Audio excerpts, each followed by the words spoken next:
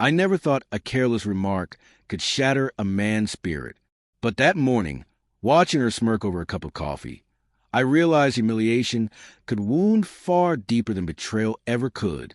"Imagine if I cheated on you," she said casually, as if commenting on the weather. "Would you even notice?" My spoon froze midair, trembling in my hand. Her laugh, light, playful, mocking, struck me like a slap. It wasn't the cruelty that cut deepest, but the truth hidden within it. She had thought about it, and worse, she found it amusing. I carefully set my fork down, trying to cage the storm boiling inside me. "That's not funny," I said, my voice tight, sharper than I meant. "Oh, come on." She rolled her eyes, brushing it off. "It's just a joke. You're too serious." I wanted to shout, to shake her, to make her see that betrayal was never a subject for jokes. But the words jammed in my throat. Instead, I forced a nod, swallowed my dread, and walked out of the kitchen. It wasn't the first time doubt had pierced me with her. But that morning, something inside shifted. Hours passed without a word. I sat in my study, staring at the blank glow of my laptop screen, her words replaying endlessly in my mind. She had always been my anchor. I had trusted her more than I trusted myself. 5 years of marriage, countless shared dreams, battles fought side by side, and yet one careless joke, spoken with a light-hearted laugh, sparked a fire I hadn't known was waiting. I didn't realize then that her laughter was only a curtain, hiding something far more devastating. It started small, an unanswered call, a secret smile, her phone flipping face down the second I entered the room. Questions were brushed off with vague excuses. I told myself I was paranoid, but deep down a relentless unease gnawed at me. One night, I returned late to a strangely silent apartment. Her coat was missing from the rack, though the faint trace of her perfume lingered in the air. I smiled briefly, assuming she'd stepped out. Then I noticed her phone on the counter, unlocked. I don't know why I looked. I'd never crossed her privacy before, but something pulled me, and there it was, messages. Thousands of them, tucked away in an app I'd never seen. Playful, intimate, too familiar. Names I didn't know. Photos of her smiling, touching, laughing with someone else. Someone I would soon recognize. The shock hit like a physical blow. My chest tightened, my hands shook, and every word on that screen twisted like a knife. Then came the final message. "Can't wait to see you tonight. Just us." That was when I understood. She hadn't joked. She had crossed the line.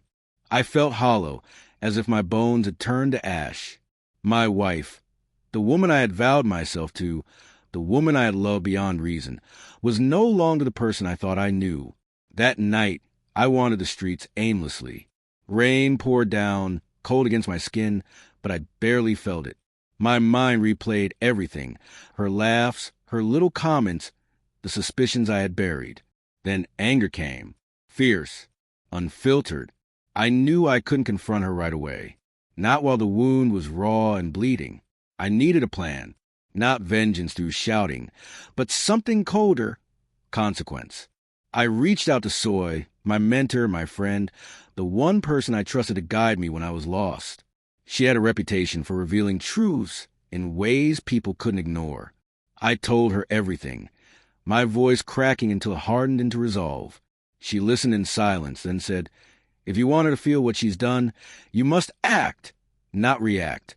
She has to truly understand." And so it began. I didn't want to destroy her completely. Not yet. But she had mocked me, flaunted betrayal like a joke. That arrogance demanded a lesson. Step one was subtle. I withdrew. I stopped giving her the attention she thrived on. Calls went unanswered. I kept details of my day to myself. At home, I became a shadow, present but unreachable. She noticed, and she hated it.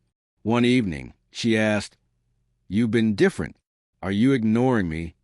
Her eyes searched mine, teasing but tinged with unease. "I'm thinking," I said, calm, almost cold. "Thinking about what?" she asked, forcing a laugh. "About trust, and what it really means when someone makes jokes about betrayal." The words landed heavier than I intended. Her smile faltered, doubt flickering in her eyes. The second phase required patience. I gathered everything: screenshots, dates, messages, evidence of her secret life. I didn't confront her. I let her unravel further. Every lie another thread tugged loose. It wasn't easy. Every day I fought the urge to explode, but Soy's voice kept me steady. Patience, precision. And slowly I grew stronger. Meanwhile, she grew restless. Her laughter no longer carried its old confidence. Instead, she questioned, poked, tried to claw back the control she once wielded effortlessly. Then came the night of truth. She came home late, claiming she'd been at a work event. But Soy and I had prepared the trap, a carefully placed envelope on the dining table. She walked in smiling, keys jingling, but her smile died when her eyes fell on it. Curious, wary, she picked it up. Inside, screenshots, dates, undeniable proof. Her hand shook as she read. "How?" she whispered. I let silence hang, pressing down like a weight. Finally, I said, "You laughed. You joked about betrayal. Now you see what it really means. The consequences." Her eyes filled with tears. Fear, shame, regret all colliding. She tried to speak, but I raised my hand. No words. Not now. First, you feel it. You understand it. The weeks that followed were heavy with unspoken truth. I didn't rage. I didn't weep. I simply let her live in the shadow of her choices. The carefree woman who once laughed about cheating was gone. In her place stood someone broken, uncertain, staring down the weight of betrayal. And me? I discovered something vital. My pain was real, but it did not own me. Her betrayal did not erase my worth. I had grown stronger, clearer, colder. Soy was right. Carefully delivered consequences teach lessons words never can. The final confrontation came quietly. She tried to slip back into the old rhythm, to charm me, to laugh like before. But I wasn't the same man. "I know everything," I said, standing in our bedroom doorway. "Every lie, every betrayal. I want to forgive, but I cannot pretend it doesn't matter. You've had time to face it. Now you accept what follows." Her face crumbled, the last mask falling. "Please," she whispered, voice breaking. "I didn't mean..." "You didn't mean..." I cut in softly. "But you did. And that's the difference." The silence was crushing. I saw the storm raging inside her, remorse, fear, despair. And for the first time, I felt peace. The power had shifted. The lesson was complete. She would remember forever. Not because I screamed or sought revenge in fire, but because she had been forced to face the reality that trust is fragile, words have weight, and betrayal has consequences far heavier than a joke. Weeks later, she moved out.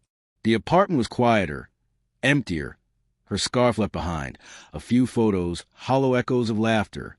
But I wasn't angry anymore, only clear.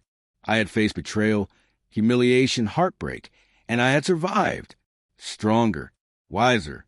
Sometimes I think back to that morning, the joke that wasn't really a joke, and I understand now. Life teaches its hardest lessons through pain, through loss, through consequence.